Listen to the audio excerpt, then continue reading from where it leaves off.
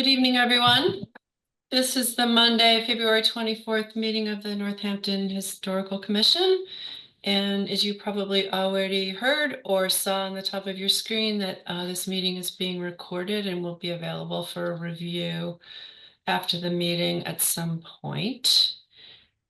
We always begin these meetings with public comment, and what this means is that we will entertain comments from the public about any issue that is not already on the agenda. And if you are interested in speaking, please signal that you would like to speak and identify yourself with your name and where you live. And I don't see any hands up, so we will move on. There's not. I can't raise my hand. I can't activate the chat. My hand. Okay. That's fine. We hear you. Okay, but maybe other people also have a comment and can't raise their hand. I don't know. Sorry, it's Claudia. Hi, Claudia. How are you? Nice to see you. Thanks. Well, I don't see any hands up, so you are on. Okay. I have a general comment about my concern about the historical nature of the city and the beauty of the city, and it's a kind of compilation of concerns. One is about obviously what it's going to look like if Picture Main Street goes on. But the one that's really concerned me is I went to a meeting last week about what's going to happen with St. John Cantius Church, only to hear that they're not going to put apartments there, that they're proposing instead a huge development of 54 apartments in the parking lot, and the church will be used for office space. And you know what, not only I don't like the aesthetic or the crowd value of this, but I'm very concerned about how it happened that we've given $500,000 to O'Connell, and that they're not going to do what they said they were going to do, which is put apartments in the building. So I know that the Historic Commission has very limited capacity. You're not an advocacy organization. Nonetheless, you're our sort of avenue towards the historic value of the city and the buildings and all of that goes with it and what it means to the people. You are the kind of protectors, if you ask me, of place in the city, what the place is all about. And so I guess I'm urging you, all of you, to think more proactively about collectively what all this adds up to, not just St. John Cantius, but now the development on Elm Street. And, in our neighborhood, there are other things that are going up, and it's extremely worrisome. And I know you're under the auspices, you have, I'll just finish my sentence, of the planning department, but I think that on some level you need to maintain some sort of, or take on an independent role here, because I think people in the city are worried about what's happening. So thanks very much. And thank you always for your work. I know it's a big job. Thank you. Thanks, Claudia. Just to clarify, the contribution of the city to that development of St. John Cantius was the cost of a preservation restriction to be put on the building to preserve the facade. So just wanted to state that. Am I saying that correctly, Sarah? Yes. Yeah, so the church building itself has a historic preservation restriction on it, which means that any changes in perpetuity will require the review and approval of the Historic Commission.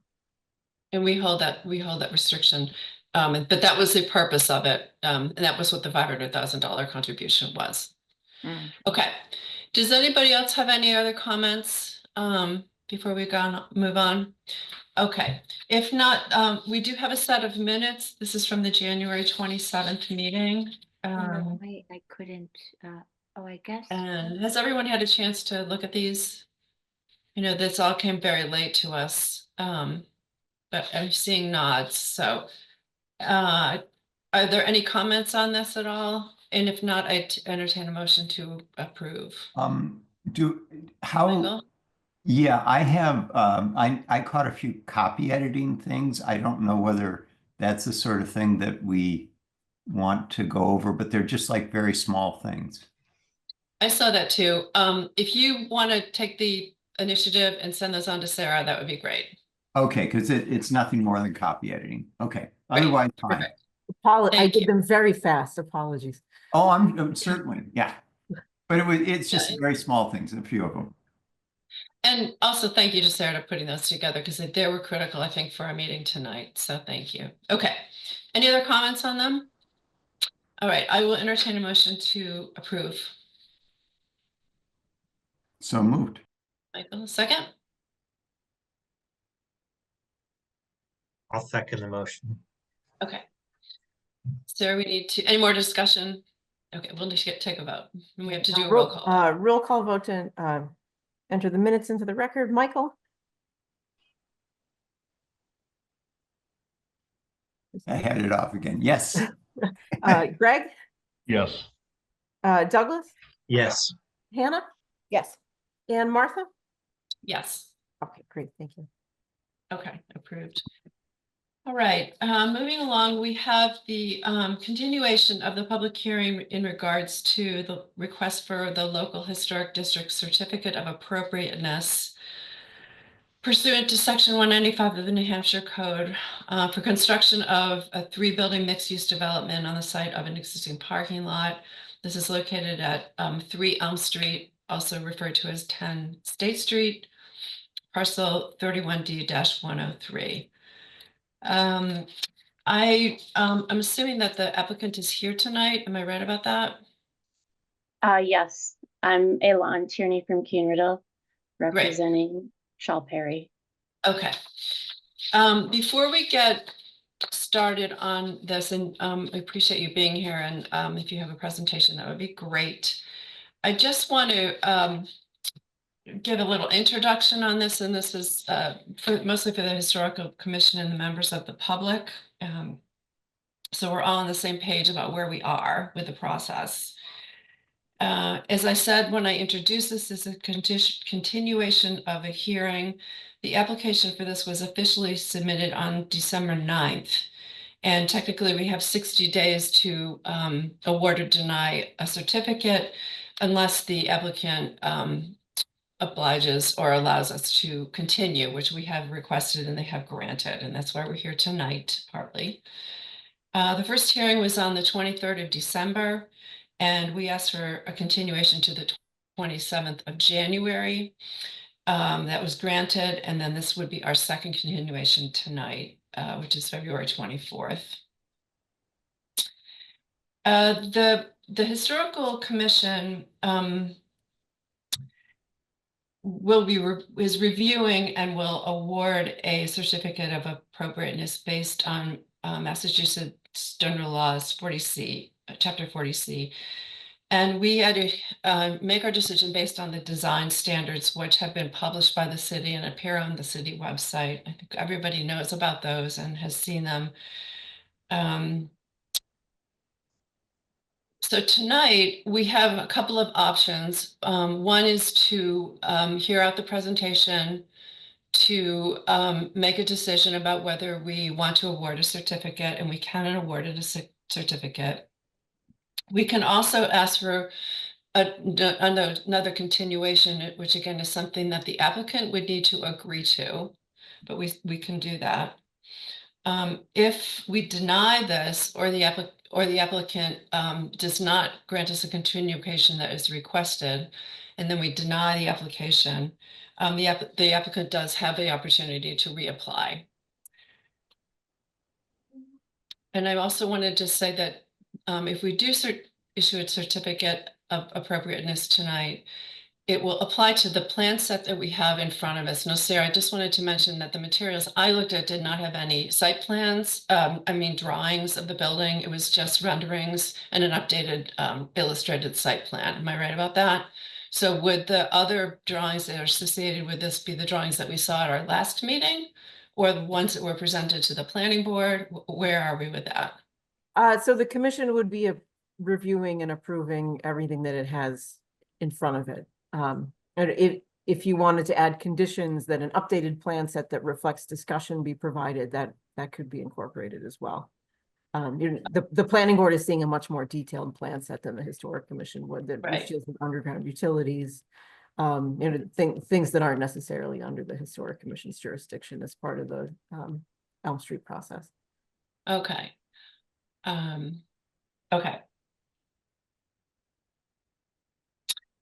And then just to continue in that, if we are to award a certificate tonight based on this plan set, and then the plan set is significantly changed, the building commissioner would then have the option to deny a building permit when that is requested, based on the changes that have not been approved by us. So that's sort of the process that we are. Does any of you have any questions about that? Any of the commissioners, where we are with this, what our options are? That was good clarification. Douglas? That was good clarification, and thank you. That's Okay. Hannah, okay, Hannah, I thought you might have a question.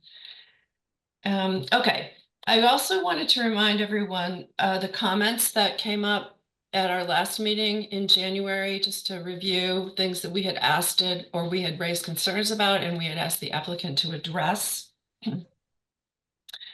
There was concern about it blending in with the existing district visually, the color and the material for the bricks, the windows and the window treatments, in particular the windows on the south side as you're approaching up from East Hampton, up South Street. Concern about the long-term view of the fire station from the west side looking over Elm, and the expanse along State Street. There are a lot of questions about the parking garage and the visual effect of, especially the openings for the garage. Now, I also wanted to just bring up the fact that, as everyone knows, the planning board is reviewing this at the same time. This project is a bit of an outlier, or I should say not a bit of an outlier. It is an outlier for the historical commission. I've been on the commission for 18 years in one form or another. And in my 18 years associated with the Elm Street Historic District, we have not had an application for a new building to be built.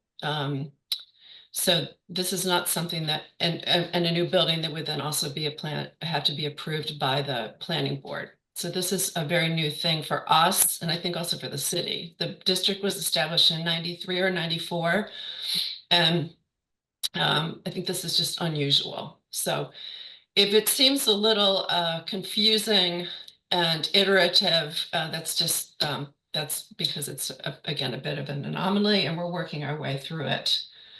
So on that note, I wanted to just raise, I attended the planning board meeting last week. I don't know if anybody was able to catch that. Michael was there, okay. And, again, they're under a different jurisdiction than us. We know exactly what we're looking at, and I'm happy to review all of that with everybody before we hear any more about the building. I put together a little PowerPoint presentation, which if you wanted to refer to any of the standards that we're looking at, I'm happy to put that up just to remind everybody. Some of the things that the planning board, however, were concerned about that I think could affect the building, its setting, its appearance, its shape, its massing, were they had concerns about the overhead door, the possible access to the rear of the building, which we have not seen. There's a middle of the block entrance that they were concerned about, the length of the parking garage. And then a couple of things that could possibly affect the size of the building and look would be where trash is located, and then also the overhead door, the snow removal area that was not addressed. If any of you have not seen that, it is a recorded meeting, obviously, and you're welcome to go back and look at it anytime. And then I just also wanted to mention that the planning board is going to be reviewing this again on Thursday night. I think that's happening, right, Sarah? Last I knew it was. Okay, so if you can make that, that's great. They meet in person, and they also meet, you can also join in virtually. Okay, I think that's all I've got for my introduction for now. So if Shaw, and it's Aylin, am I saying that right? It's Elon. Alon. Close. If you have a presentation that you'd like to give to us, we had the drawings sent to us. Now, one other thing I just want to mention, we were not given a lot of time to review these drawings. They came to us at 5:30 on Friday afternoon, and I was myself was away the entire weekend, got back late, and some of us work, so it puts us in a really tough position to have proper preparation for these meetings if we don't get these things ahead of time. So if this hearing does get continued, we would like to have some more lead time on that. We very much appreciate that so that we can really thoroughly review and give you constructive feedback. Understood. Thank you. Thank you. I'm Elon Tierney, as I mentioned. I'm president of Cunrill Architects. I'm here tonight in Charles Roberts' place. He's on his way on vacation.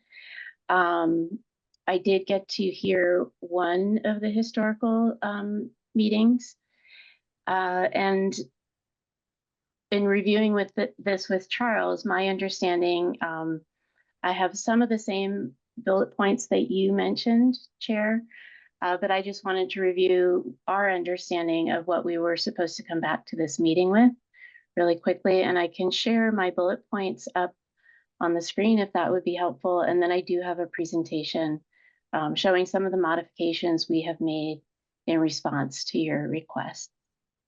So I'll just— That would be great. Okay. Yeah. So Thank sharing isn't turned on yet? You should be all set. Mm, And you should be good.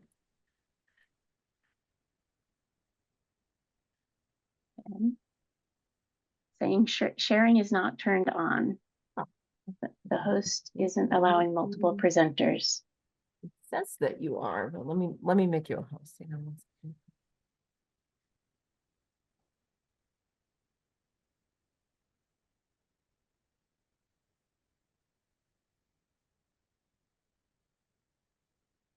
All right, here we go.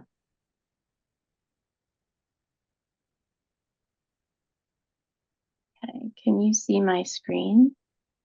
Yes.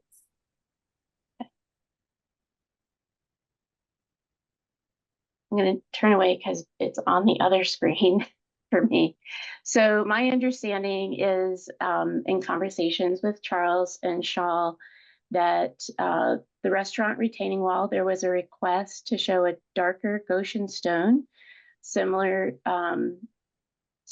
to stone at the restaurant retaining wall. The building siding was also to get darker tones to match that stone. The Elm Street facade continued the brick around the corner of Elm Street, as well as the same type of window style to relate more to the adjacent buildings. The landscaping, modify the landscaping to be more accurately reflective of the landscaping plan by Berkshire Design Group, to provide a better sense of how the rectory will appear from Main Street and Elm Street. Also show more accurately the landscape design between the two buildings, the rectory and the new building, and around the restaurant entry court.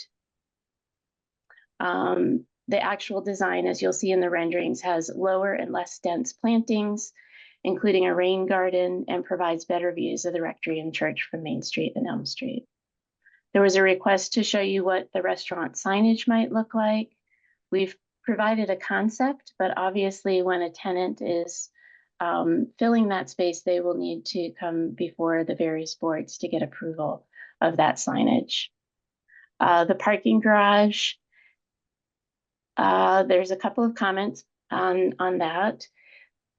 It was our understanding from the initial meeting with you all that the parking garage design along State Street was an improvement over what is there now, the empty parking lot, and when considered in the context of other parking garages in town. There was a request to look at awnings over the openings at the parking garage.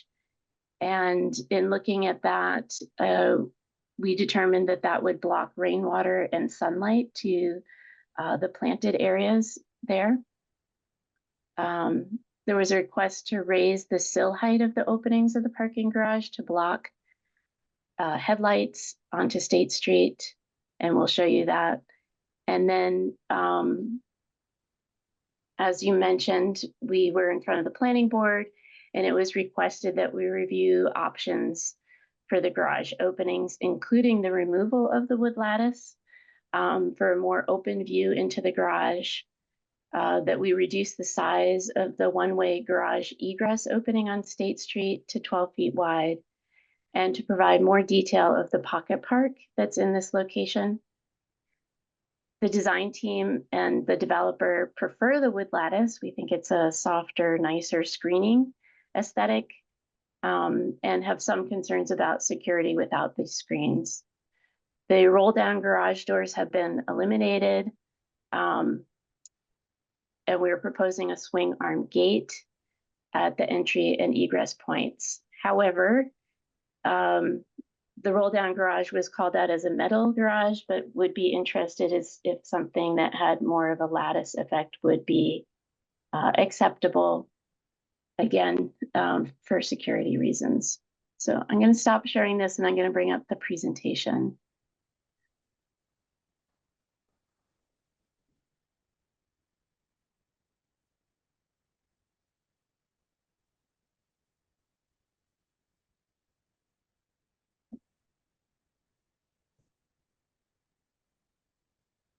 Okay. Hopefully you're seeing the screen again. My Yes, screen? we are. Yeah, Okay, thank you. So we thought the best way to show you the changes is to show you what we presented the first time, and then what we're proposing in an effort to meet some of the requests. So this is the view from Elm Street on the corner of Elm and State Street. And the request on the, I don't know, can you? I can't show you, but on the left side of the building, there's a gray portion of the building, and it was our understanding requested to carry the brick around that corner. So let's see if I can get this. There we go. So we carried that brick around the corner. We're providing the same types of window shapes and detailing. You can also see that the landscaping has been changed so that you, can you see my pointer? Mhm. Yes, okay, great. So the landscaping is much lower than what we had originally drawn. We hadn't quite coordinated that completely with Berkshire Design Group, but you can see that there are better views of the church in this option. And I'll just go back and forward. You can also see some potential signage for the restaurant there.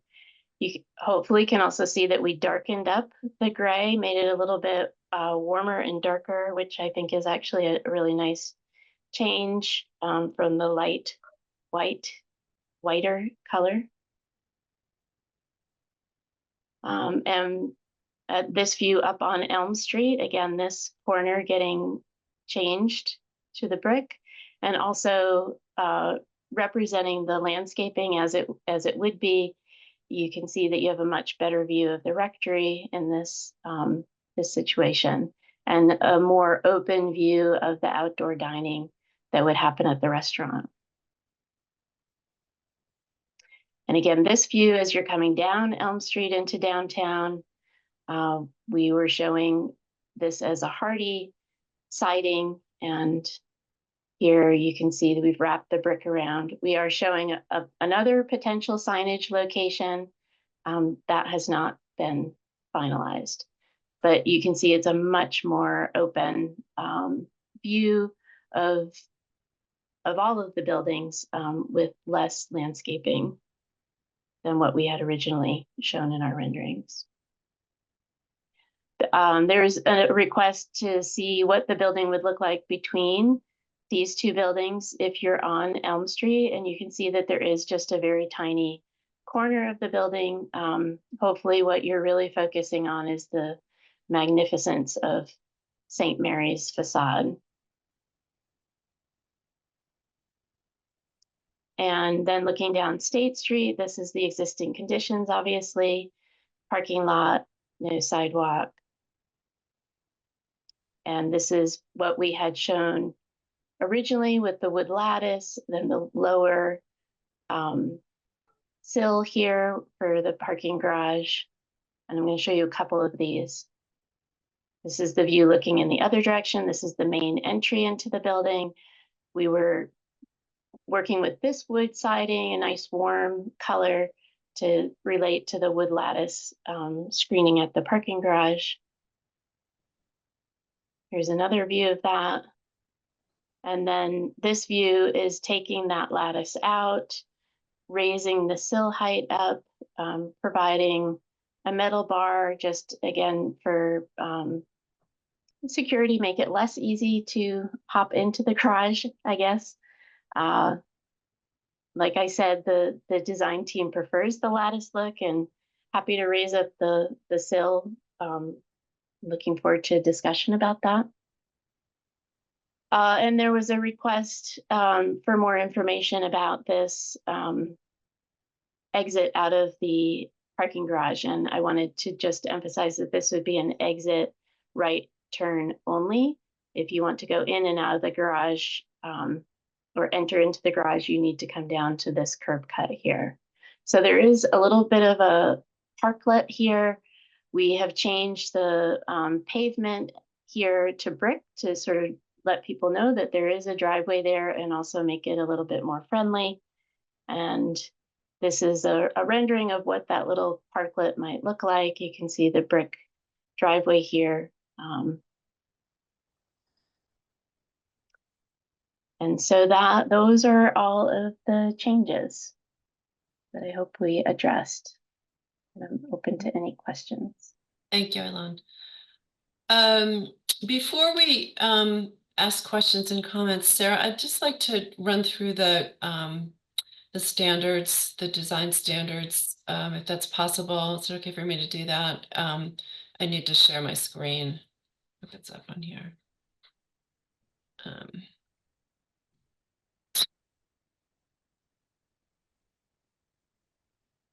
Should be good. Once you accept a co-host.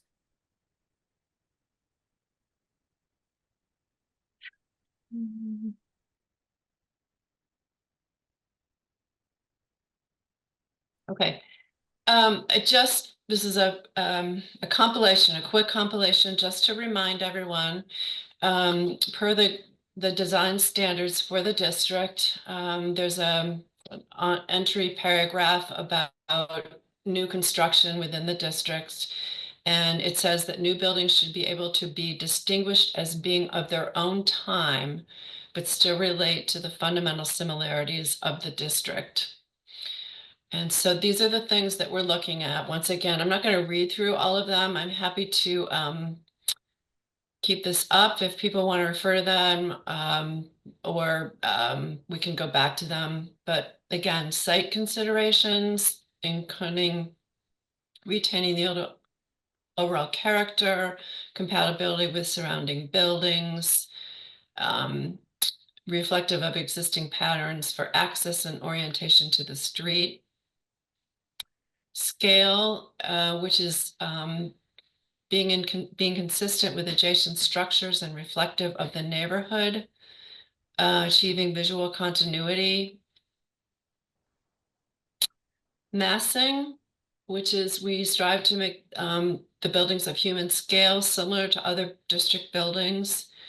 Again, ways of achieving that is breaking up larger buildings into more manageable pieces, and having similarly scaled front elevations and building components to the other buildings in the district.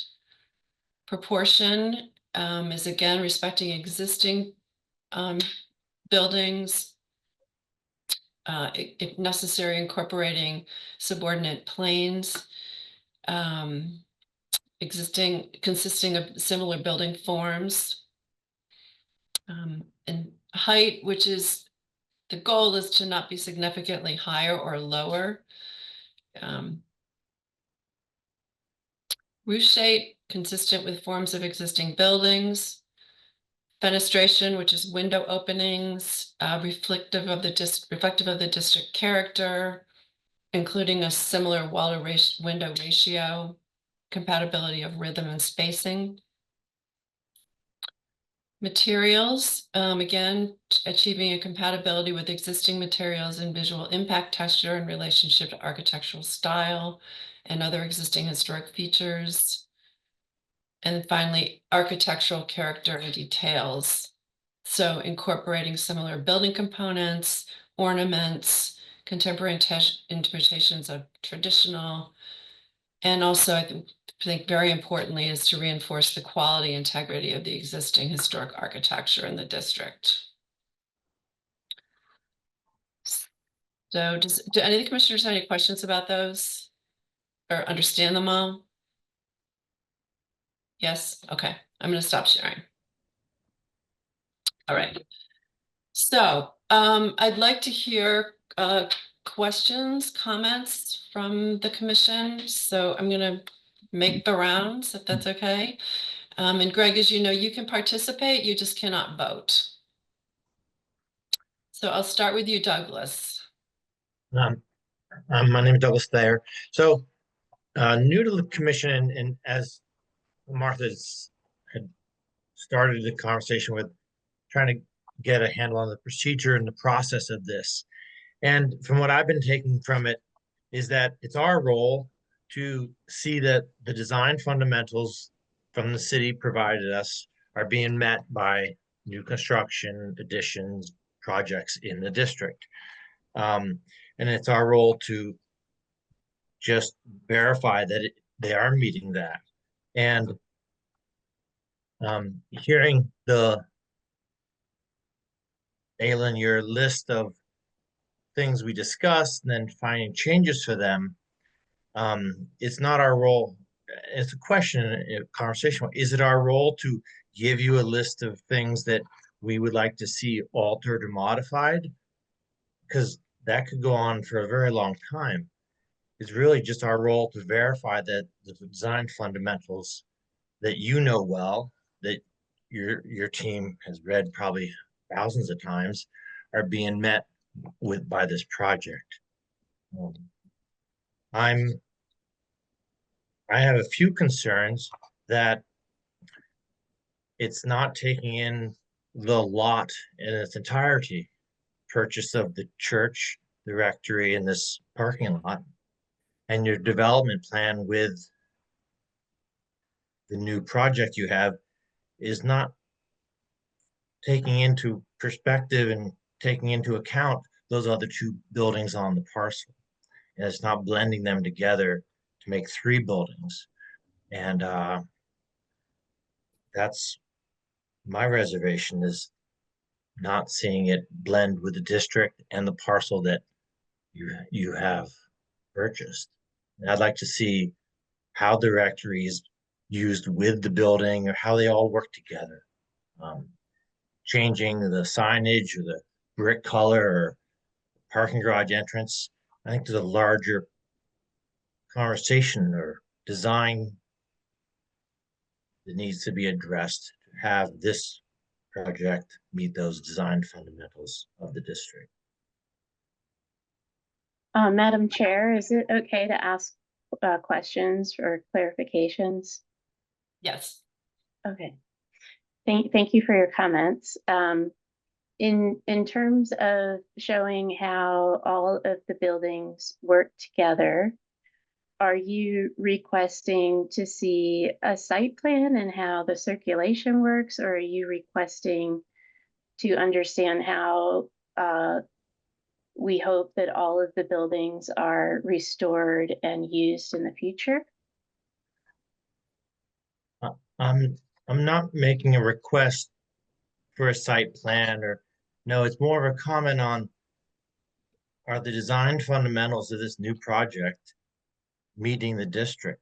That's really our role, and not a sidewalk, paths, interaction, site plan.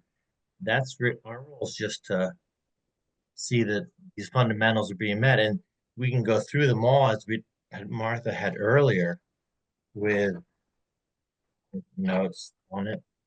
On the blending, color, all the elements that are in the district to be And incorporated into this building. so one of the things that's challenging about this site is that it's in two districts. It's in the Central Business Side Street District, and it's in the Elm Street Historic District. So we are trying to relate to the rectory and the church, and we are trying to relate to the downtown fabric. And it would be it's a challenging site. And it would be helpful to have clear direction on what the historic district is requiring or requesting. When you say it needs to blend with the church and the rectory, what does that mean? Anyway, feel free to jump in if anyone else has a comment on these questions. I don't see a relationship of this architectural style with the architectural style of buildings up the street, the parsonage, the church, and anything in the Elm Street district.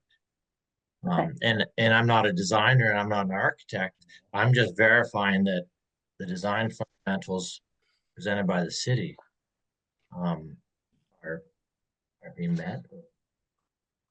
So Douglas, I think what you're, correct me if I'm wrong, I think what you're saying is that you don't see how this building really blends with or even complements the rectory and the church, and then the other buildings in the district. And what is it about it that's not complementing it? Is it the size of it? Is it the architectural detail? Is it the position on the lot? Again, I can go back to our list of all the things that we need to consider per the design standards for this district. You saw them. And, you can look at them and tick it off and say, where do you think it meets this and where do you think it doesn't? And then, of course, yes, it is in two districts, and there's certain things that, the planning board is going to be looking at too, I guess I would say. Can I make a comment? Let me ask Doug to answer that question if you can. To be specific with what parts of the design fundamentals it is or is not meeting. I don't think I don't have such a specific list, but and is it our job to create a list for then the architects to redesign or check off those points in that we present to them, or is it, where's our role here to give? I think, yes, that's what we have to do. I mean, we have to look at the building that's in front of us, the design that's been presented to us, and the design standards that I laid out for us. And judge, as a commission, whether we think it meets some, all, none, where it's not really adhering to that. And we think that it's in conflict with the district and the goals of the district, then, we need to suggest how that they address the conflicts. Why don't I let others speak while I Okay, kind of put my notes together to sure. clarify my point as making. Okay, Shal, did you have a comment? I'm hopeful that this is relevant. I just wanted to point out that the three buildings are actually an independent of each other. Going forward, they will probably end up being on their own separate lots. They're all right now under the same building lot and therefore under the same bylaw and stipulations, both by historical commission and the planning board. And our application includes all three buildings at this point, but ultimately they're really independent buildings and they don't have a direct relationship one with the other. They could be owned by certain different entities and service different sectors of our community. Okay, but again, Shaw, we are looking at this application we have in front of us is for one piece of property with 3 buildings on it. And this building that is going to be going in to fill a void on that property. And regardless of whether they're on 3 parcels and they end up being 3 different properties, the same standards of the district are going to apply. So the other buildings may not be new.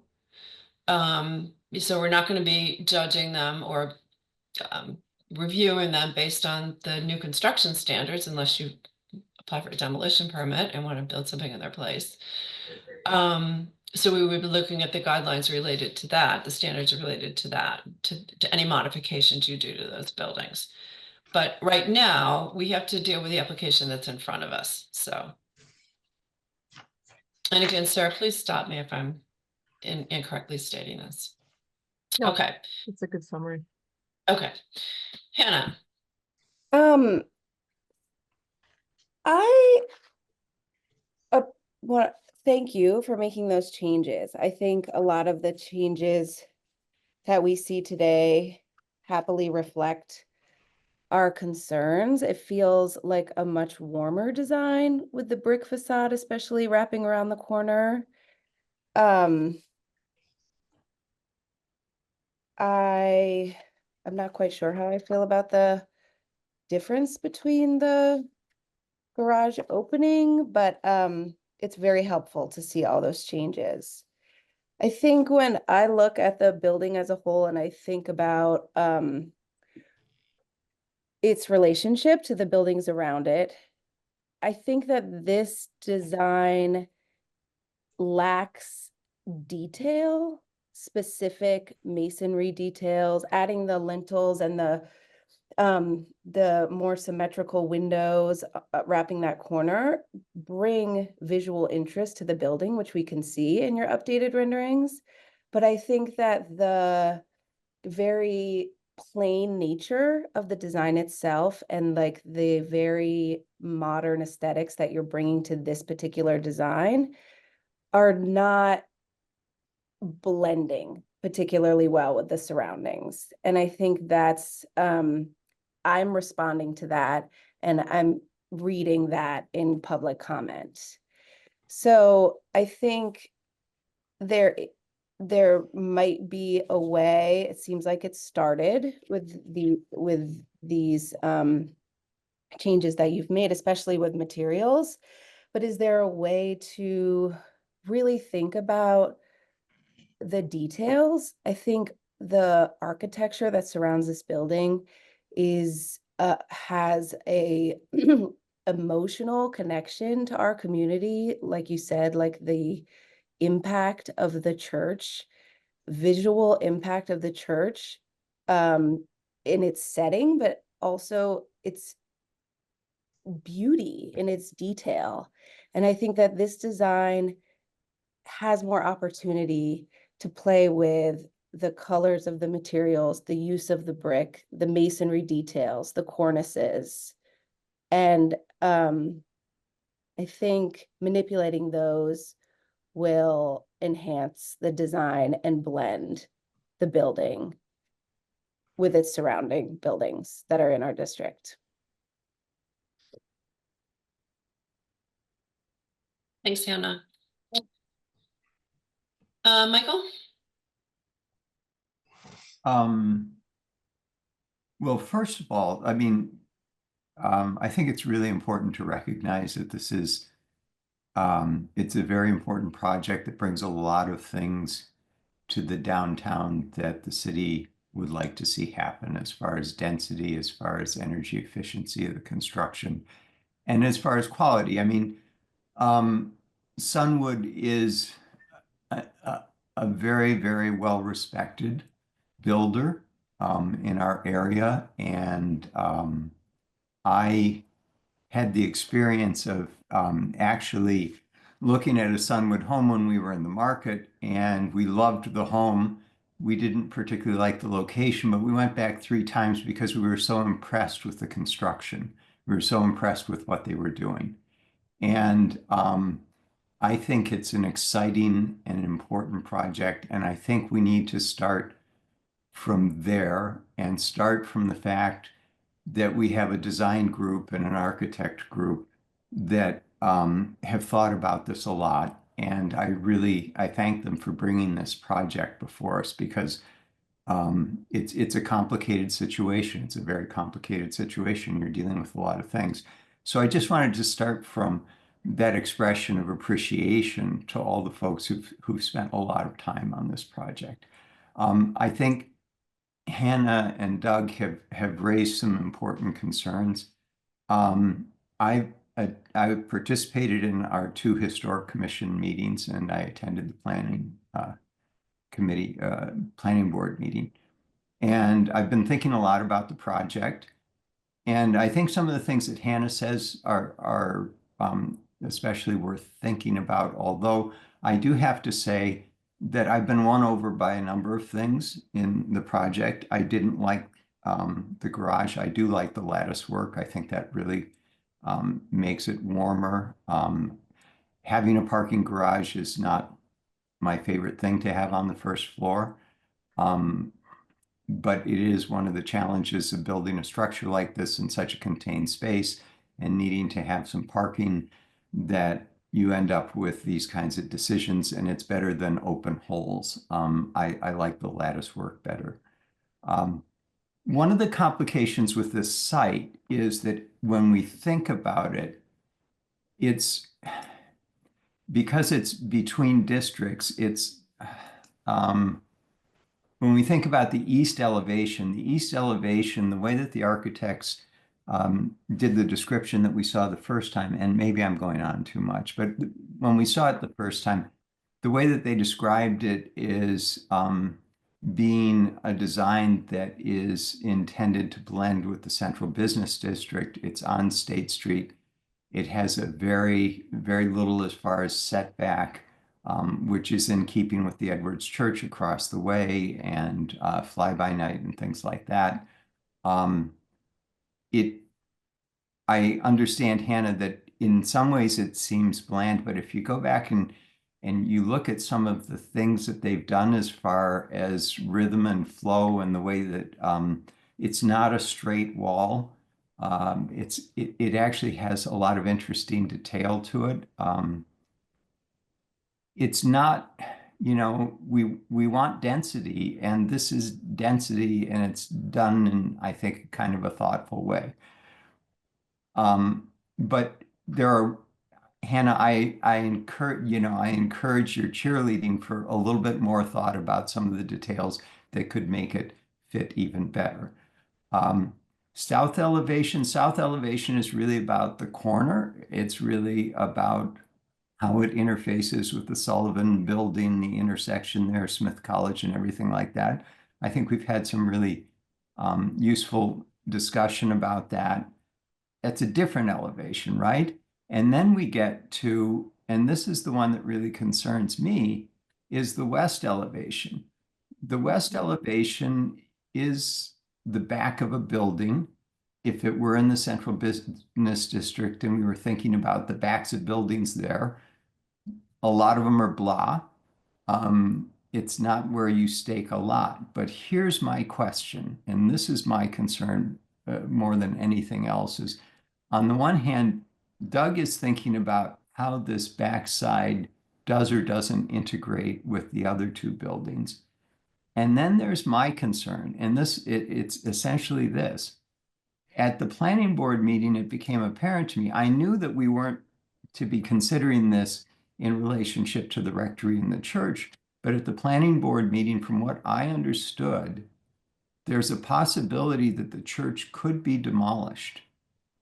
That there's no guarantee that the church will be built out and restored and its exterior preserved.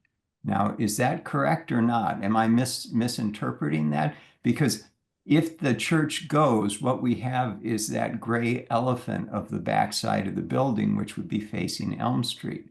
And so that's my key concern, I have to say. Yeah, I mean, I think, again, that would be something that would come before us, the demolition. That's something that we would have to review.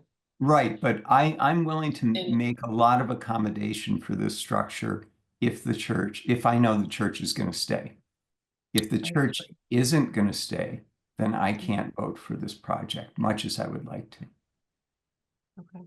Shawl, I don't know if you want to talk at all about the financial viability and why this housing is important to sustain the other buildings on the property.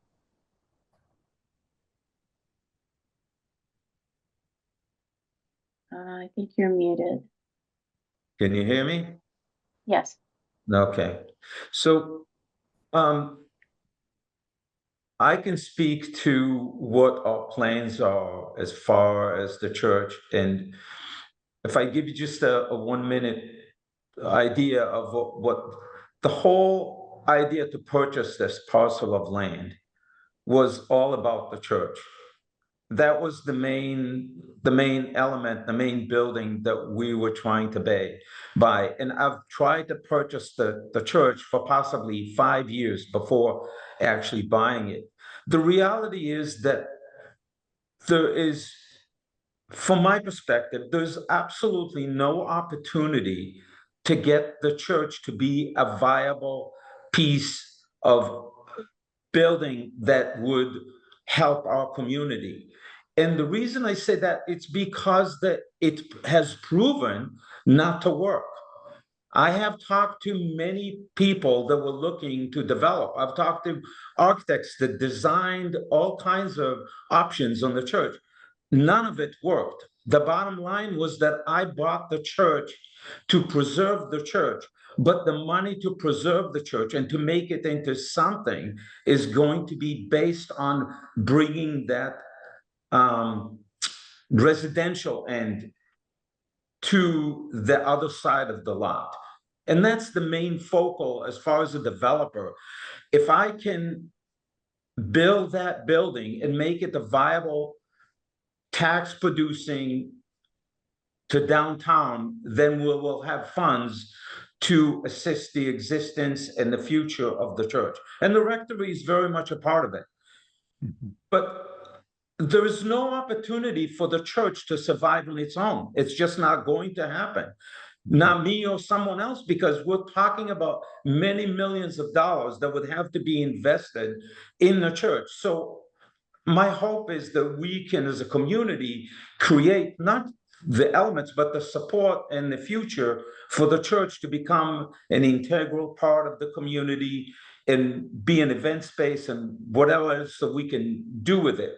But all of this is pending upon building the residential building and creating that anchor that potentially could bring assistance to the future of the church. And though the reality is that there is a legal opportunity to take the church down, this is not my first inclination. This is not why I purchased the building, and this is not in my plan to take away from the church. The church is going to need so much, and there's no business that can support that. It's the only through the other venue that we will be able to do that. And I know that's maybe not in front of the agenda of historical commission, but that's the reality of the life that I live and how I see the millions of dollars that will have to be financed to put this thing together. None of it is easy and none of it is trivial. And I appreciate all the comments that you make. A lot of them are, they speak to me as well. I just have to mend it all together. I just need to find a way to make it a reality so we can bring those residents to downtown. We can improve the commercial side of the business of downtown and support with that, give an anchor to the church and the rectory to take their own life. And I appreciate the time. Thank, Okay, no, thank you, Michelle.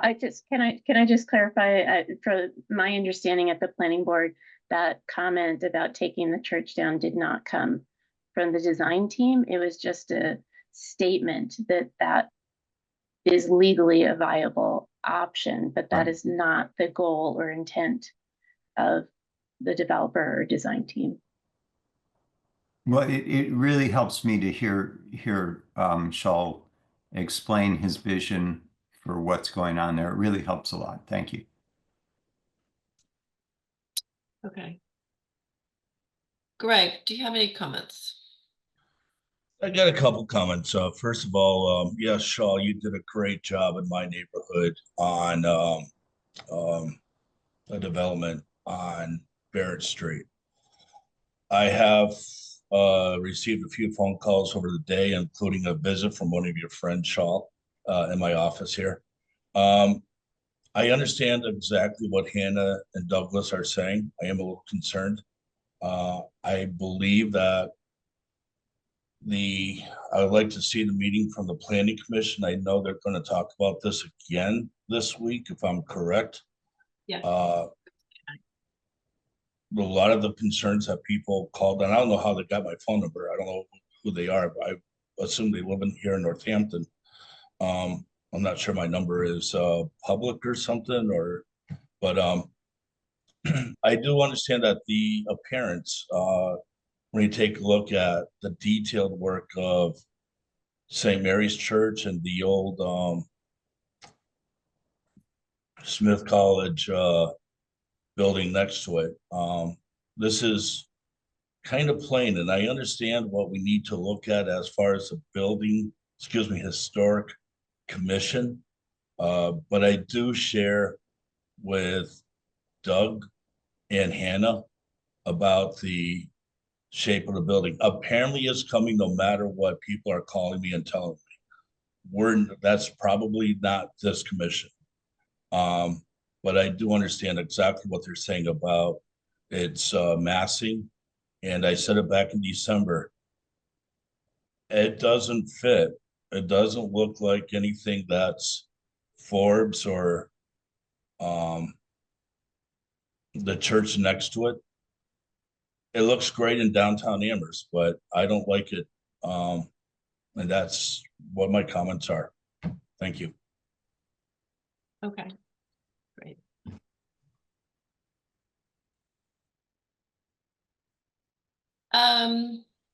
Boy, this is a tough one. So I think that everyone's made great comments, and I agree with you. I think, Michael, your comment about the back of the building and the future of that property is a very important one. I'm just remembering the debate over the Smith College Campus Center, which was built not long after the district was established, and it was not a tear down. There was a vacant lot there, and Elm Street ended up getting the loading dock and the dumpsters facing us as I guess a compromise. I wasn't involved then. So, we need to be considerate or consider, the future of this. If there's going to be a big gaping open space there, how are you going to deal with that? It changes the whole context of this building and the view from Elm Street, which is what we're really concerned with. That's what we're judging. So that's a concern of mine as well. Again, when I look through the standards, I think there are things in here that the building is achieving, pretty well. I think there are things that really conflict. And so I guess what I would say is I'm sort of on the fence about it. I think you've attempted to break up the massing of the building pretty successfully. The parking garage, I agree. I think that the grills were much more attractive than the openings. I do like the raised height of the lower wall, the knee wall, whatever you want to call it, so that the headlights are blocked. But I think having some detail on that, rather than just 8 open holes, is important. I think that the trouble I'm having with this building is I just feel like it is so large and is so big for that property that you can sort of fiddle with the details all you want, the colors and the brick and the penetration and the corbelling and et cetera, and you still have this very, very large building on this property that's very small. And I think maybe on the State Street side, that's acceptable, although I'm not quite sure. I think from Elm Street, not just from the west, but also the south, it just looms so large. Part of me feels like if it were pulled back away from Elm Street, so it wasn't sitting right up into that intersection, that would give it a little more breathing room, and it wouldn't be such a pile. So I think it meets some of the standards. I think it doesn't meet other ones. So that's where I am. If there any other comments from the commissioners? Yes. Doug, you want to Yes, chime back in? I do understand the added value and the effort you have been putting in as developers and building and putting capital and projects into the city. And I'm not trying to discourage it and leave the lot empty. I think it's a great opportunity to have housing and have a building there. And just trying to have a balance between the architectural presence, detailing, the scale, and so forth, to blend with the district. But I do want to again reiterate the effort and the opportunity of the building, which is significant and welcoming. I don't want to discourage it. Can I And just as I said, sorry. just let me finish. As I said in I think the first meeting, our goal is not to be obstructionist. We want to try to make it work. So I think we have to find ways that we, together with the planning board, can see this to a place where may not be the dream of every resident of Northampton, but it meets it meets a sufficient number of goals that it will provide it will fulfill its role of being an iconic building, I guess, in one of the main intersections in Northampton. Anybody, Hannah? I just want to, I agree with you about the scale of the building, especially on that corner. And I've thought about it a lot, and I wonder if there is something still for me about those large windows on that wrap that corner that just feel very out of place. And I wonder if adding some detail to that flat facade sort of breaks up that mass, that looming large, heavy feeling.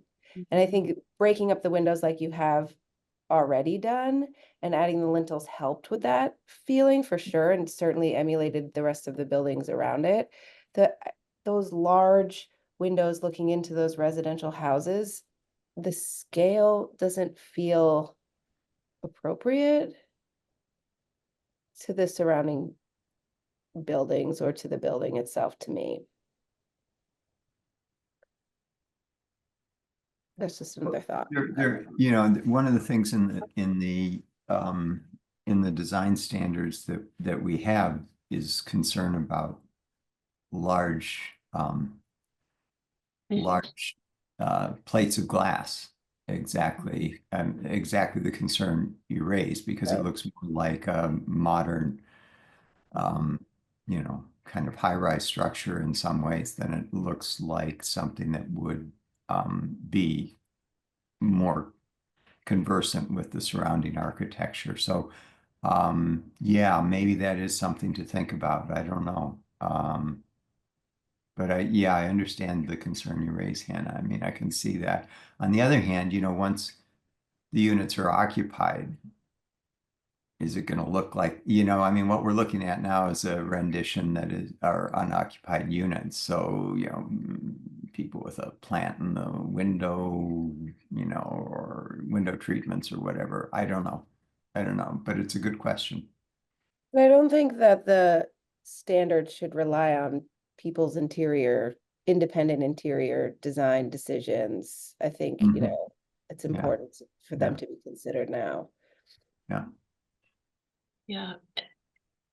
Yes, I would ask if there's any way,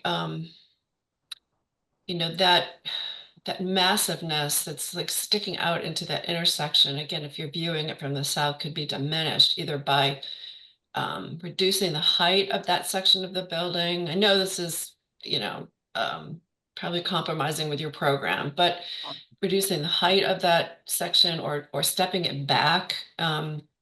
I think I have a less of an issue with the height down State Street. It's just in that intersection. You know, the church is right on the intersection. Yeah. I So if, thought this might be helpful to just see that the Yeah, church thank you.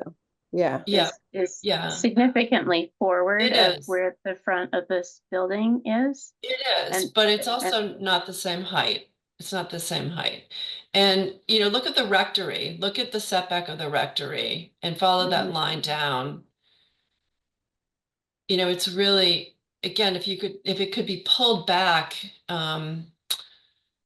and again, you know, maybe minimize the height of it, because would you mind flashing to the image you see coming north up a New South Street?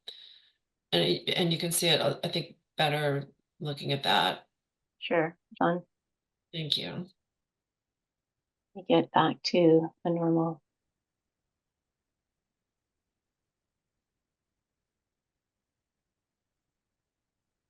Oops.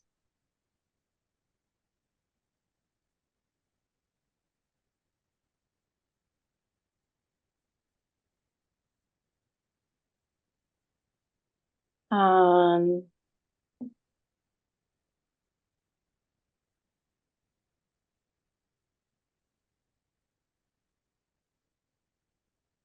One there.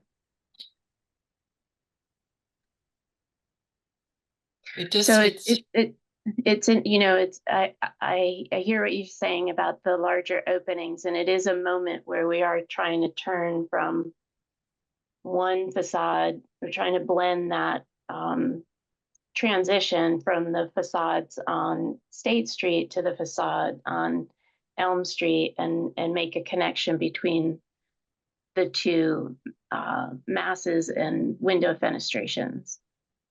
So is that is that cladding that's underneath those windows on the corner? Yeah. what are Correct. the- Right. And It where- would be fiber Sorry. cement cladding. Yes. And is that detail, that proportion of cladding to brick featured on that State Street side anywhere else? It's there. Okay. It's on This that other brick this. side. Yeah. I mean, I think the relationship to that, to the window also, you know, it sort of accentuates the single pane and it mhm. fights with the rest of the design to me, that cladding and that window relationship. Yeah, I agree. I mean, but I think it's also more than the windows. It's just so, Height, yeah, is Bruce, there, it's just so bulky, sticking out into Yeah. this intersection. It really feels like you're slamming yourself up against a huge wall. And I think if there was a little more grace to it, if you could either peel the building, I don't think actually pulling the building back. I'm thinking pulling the height of it back. I It could could see be, that, yeah, you know, tiered or something like that. You know, Yeah. maybe the units on the second floor are a little smaller and the second and third floors are a little smaller, and you pull that, so you don't have this big looming, you know, or behemoth even the falling down. jog between the lower half and the front half. Yeah. Yeah, break that up. Yeah, break that up. That would help a lot. Yeah. Right. Martha, can I ask a question? Greg? Yeah, sure. Mhm. Yeah, I understand the building on the left is supposed to house, and if I'm wrong, please tell me. The building on the left is supposed to house 2 restaurant areas and only 2 apartments above it. And The second four. question is for the developer. the three windows that Hannah's concerned about, are those hallways or are those apartments, living rooms, or They're what's living rooms. They're living rooms. living rooms of three An floors of apartment. apartments Well, or this first floor level is the restaurant. And these are living room spaces on the upper levels. all right. And So- there's a cafe on the street level at State Street. Okay, cafe and restaurant, okay. And I understand, I'm trying to see where I saw it. There's only two apartments in that upstairs units of that left-hand side building. I believe that there are The foyer. four Yeah. units. Four I think units so. there, so, okay, Yeah. thank you. Yeah, so I'm just wondering if you could look at reducing the size of those upper stories anyway. Again, I know it messes with your program, but I Yeah. think that would really help soften this. Douglas, did you have another comment? Yes, earlier I kind of kept going on about compatibility of it with the other buildings. And I think the massing and size that you have all been talking about is could just give a percentage of shrinking the overall size down a small percentage. And I think the comment about the windows, where the compatibility of all the other windows in the typical are more are all in more similar proportions to each other, symmetrical windows, and those large windows just seem a bit large. And then the other element to bring it more to compatibility is the brickwork. I think the change you had earlier of putting brickwork to the left setback part of the front building, that was a great improvement. And the lintels, and I think maybe one more level of brickwork to get some compatibility of like cornice detailing, as Hannah was talking about, like cornice, crown work, some level of brickwork detailing that is so significant in the buildings to its left, would really pull it more to the compatibility side. Mhm. I think one of the things too that is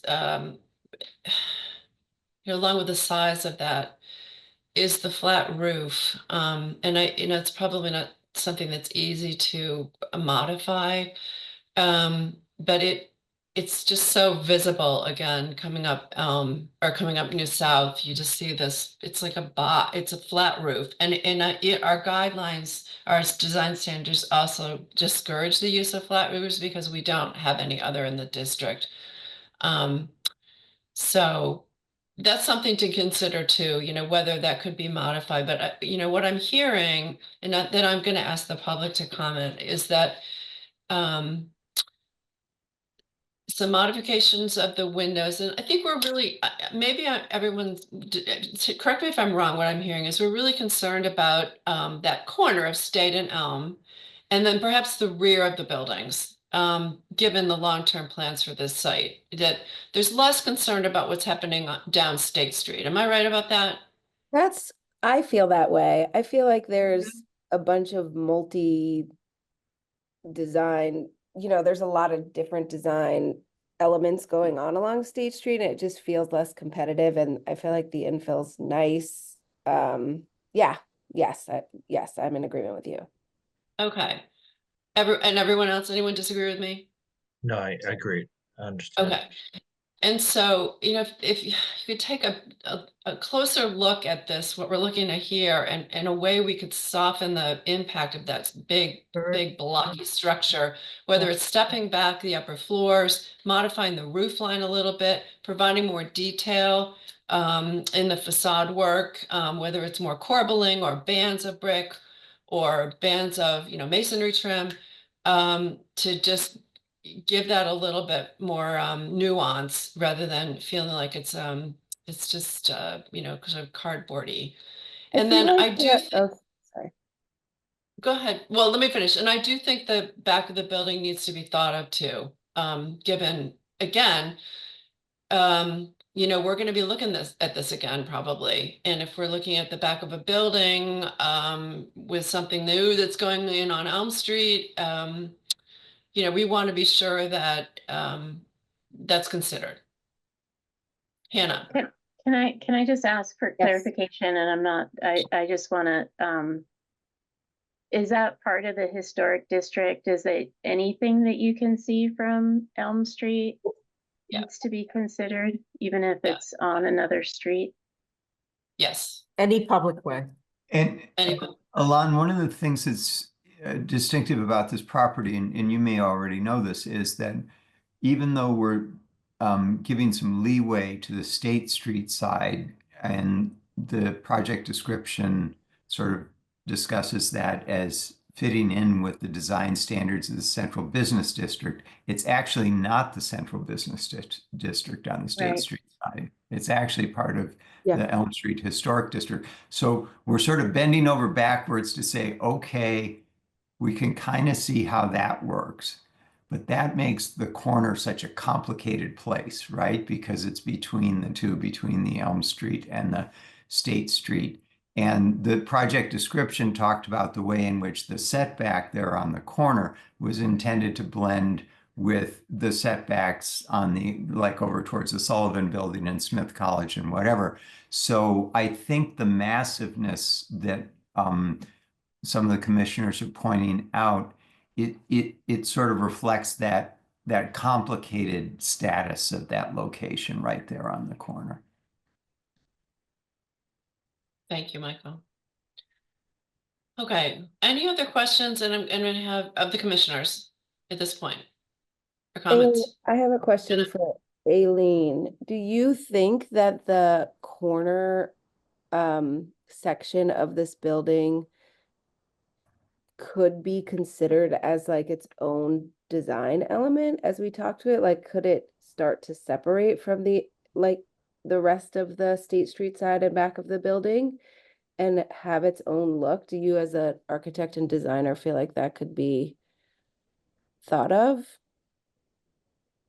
Well, we do think of these almost as three separate buildings that are connected, and we are Okay. trying to relate all of the details to each other, so that, you know, the variation that's happening on State Street is supposed to sort of look like a city block instead of looking like one big building.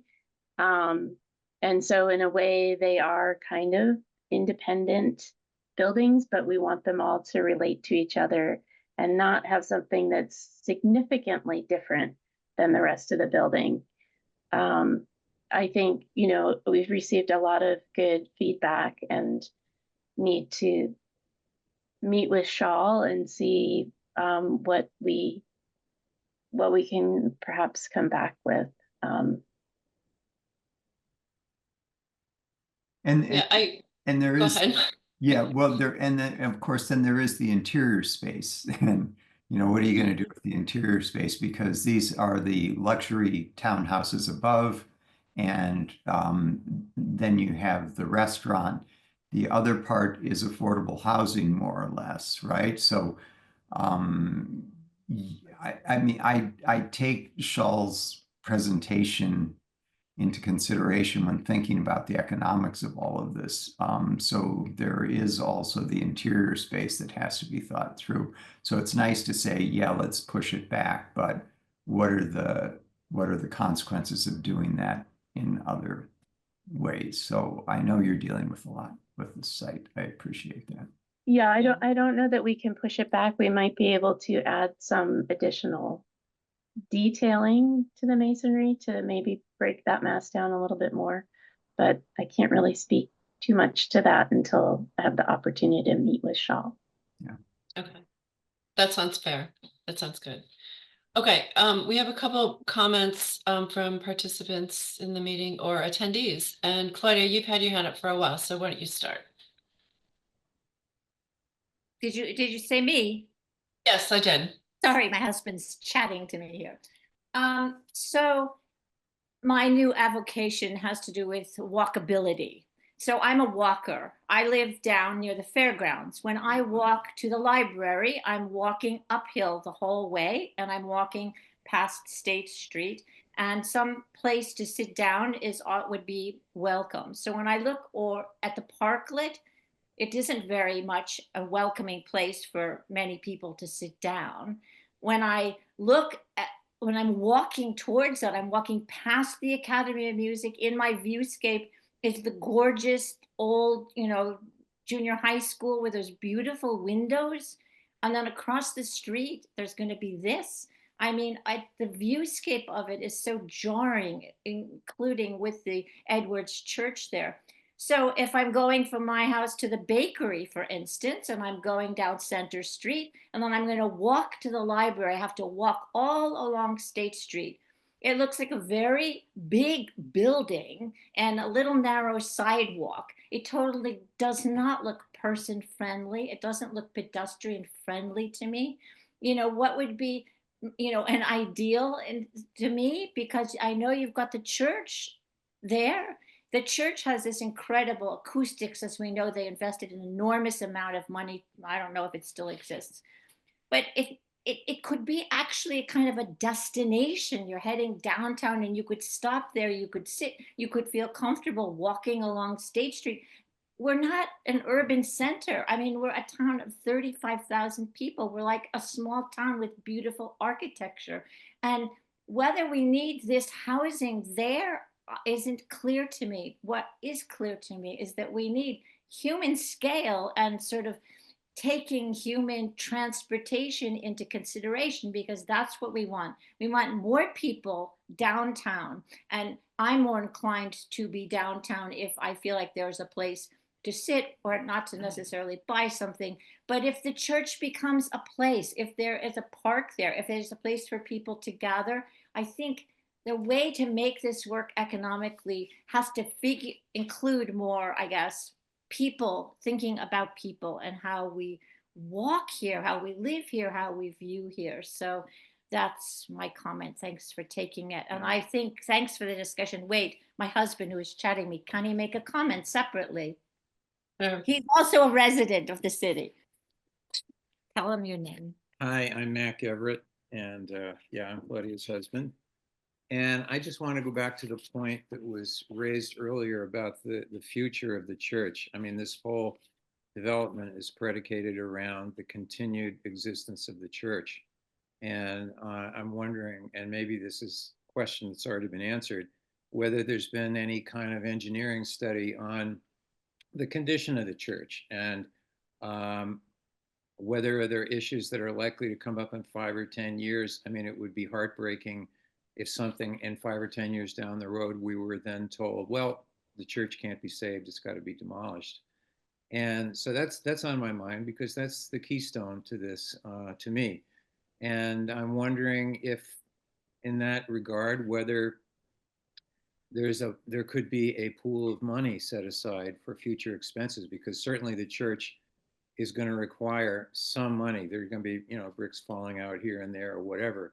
And if it's going to be used in any kind of a public way for any kind of public events, there needs to be a provision for that financially, so that it can continue to be in good usable condition. But yeah, so I mean, I'm part of this is I'm reacting to the St. John Cantius Church. The news just came out that this church that was going to be used for housing, and that was made very apparent and very clear in the original presentation, now can't be used for housing because there are foundation problems with it. So that's left many people feeling like we were sold a bill of goods, and it's left a bad feeling. So anyway, that's my concern, and thank you for listening to it. Okay, thank you. And we have Garrett. Yeah, thank you for the chance to speak. I don't think it's fair to tar one developer with another developer's record. And so I really appreciate the changes that have been made. I have a couple of thoughts about the corner building and the windows, and the question of whether to make that relate more to the rest of the building or less. And from my perspective, I'd rather see the corner building be a separate entity that architecturally reads as a separate entity. I think that both makes it work better with the other buildings on the corner and on the property. But it also makes the remaining building seem much less, this long expanse of one structure. And what I think would help that, even if the window sizes stay the same, is to not have the fiber cement panels, but make that brick instead. And I know that costs more. Because the size of the openings matters less to me personally than the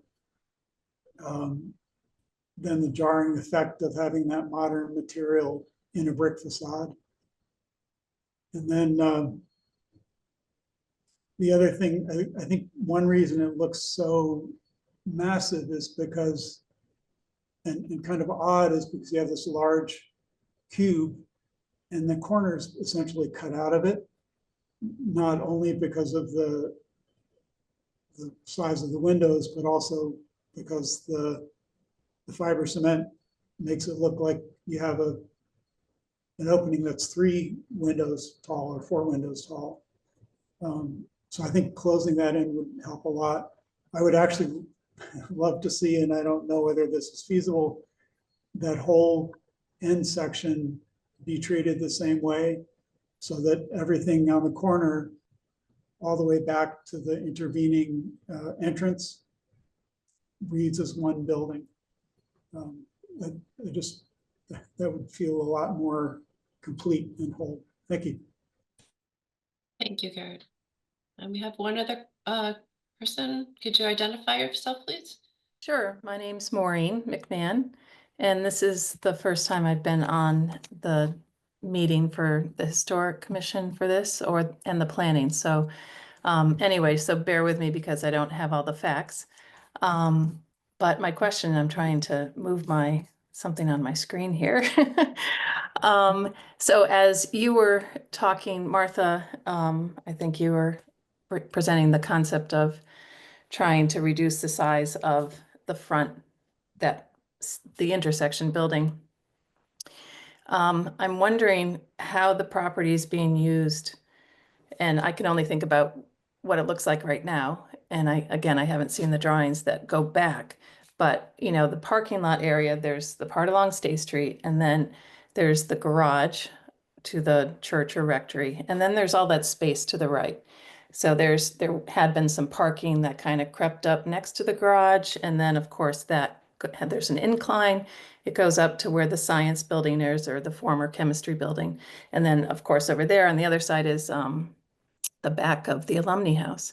So I'm curious to hear from you, or to show me a picture about what the use of that land back there is, and whether or not there can be a change in design that makes good use of that property. I know from sitting up on the alumni house at the back, there's a beautiful view of the mountain, right?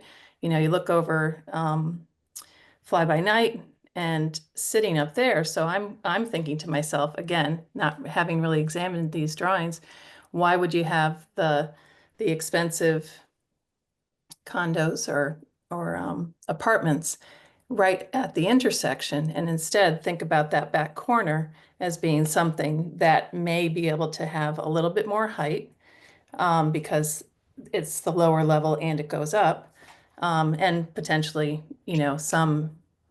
some view. I have no idea, but is there a drawing that shows how that back section of the parking lot and the rear of the chemistry building, whatever, I don't know where the line is, but what's being done with that? I can show you the site plan. We don't have a 3-dimensional view of that. Then Maureen, just to clarify, while Elon's getting that up, so I see the alumni house there. Mhm. Yeah, we can only really review and weigh in on views that are from a public way. So, I think that your comment may relate to our concern about the rear of the building in general, especially if the church comes down. But in terms of the view you were talking about from the interior of the alumni house, that would be something Right. that would not be under our jurisdiction. Okay, yeah, so I'm raising this issue just kind of as a concept and not having seen this to see how much residual green space or actual property owned by the current owner, right? So I can see that the green space is at the property line behind this new building. Is the property line at the end of the green space? That's the property line that I think Elon's Okay, yeah. I see the cursor. Yeah. Okay.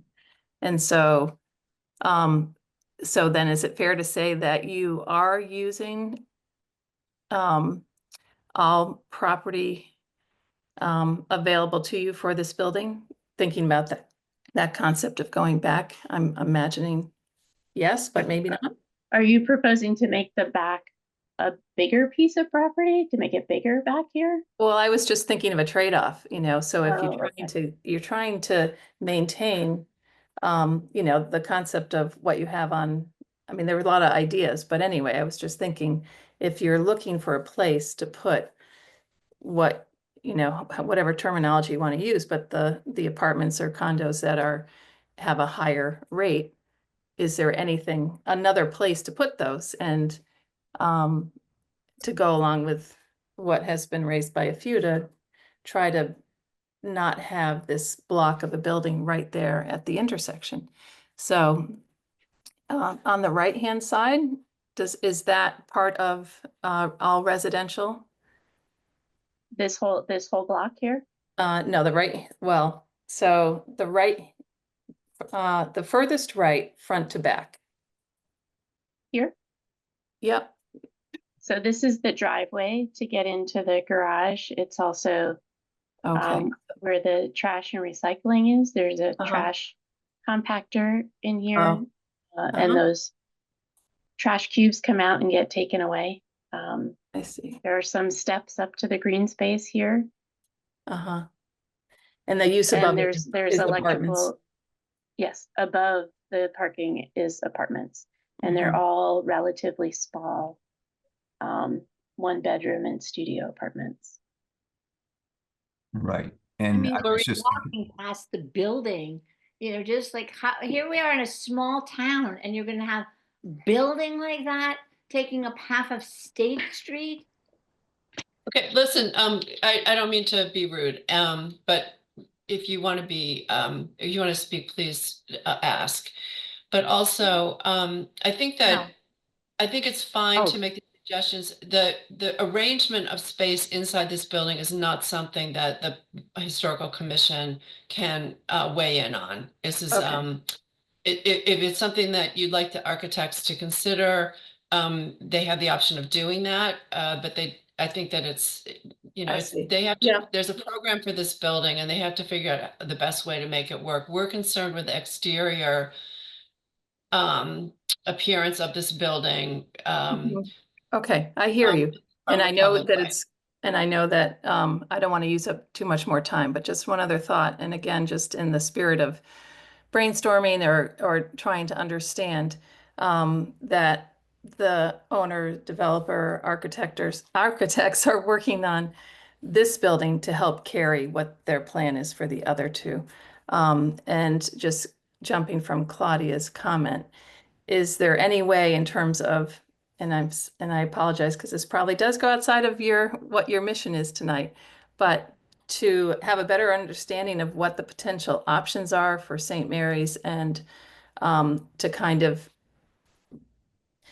have more happening in terms of discussion or possibilities so that these two I know they're separate, but just to have a little bit more understanding for the community and perhaps, brainstorm collaboration, or I think you mentioned even needing some collaboration in terms of financing, perhaps, if this were to be divided into three.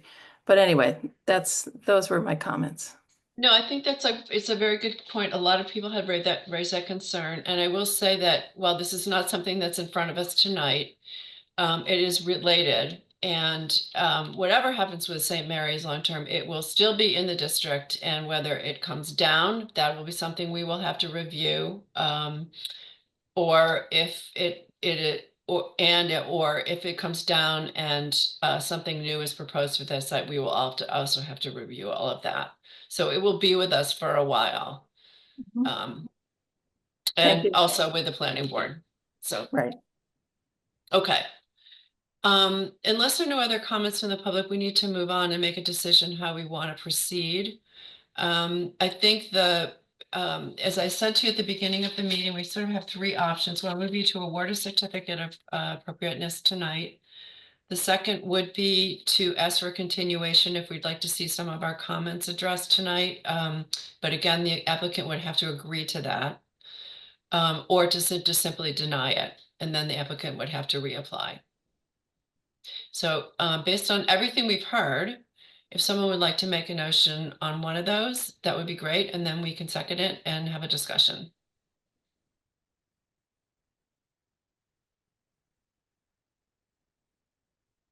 I'm not seeing any volunteers, and I'm not going to make the motion. Hannah. I'd like to make a motion to postpone the decision until the next The meeting. requested A continuation. request, a continuation. And see the changes we requested tonight. Do I hear a second?